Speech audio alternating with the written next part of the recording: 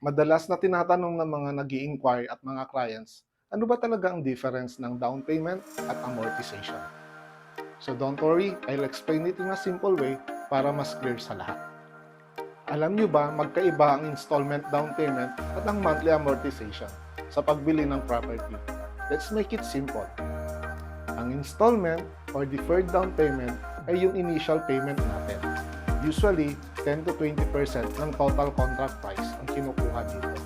Good news ito dahil hindi ito mag-isang bagsakan. Pwede mong hulug-hulugan ang down payment ng 3 months hanggang 36 months. Depende sa developer. At kapag natapos na ang ating down payment at na-approve ng ating loan, doon na papasok ang tinatawag natin na monthly amortization.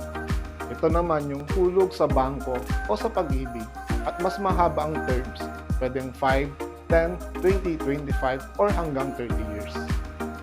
Kaya tandaan, ang down payment, initial or short commitment lang ito. Samantalang ang amortization, long-term na hulog hanggang maging sa atin yung bahay na ating kinuha. So interested ka bang malaman alin ang swak na down payment at monthly amortization na pasok sa budget mo? Message me and I'll guide you step by step hanggang matupad natin ang pangarap mo na magkabahay. I am Jason Vicente, your licensed real estate salesperson.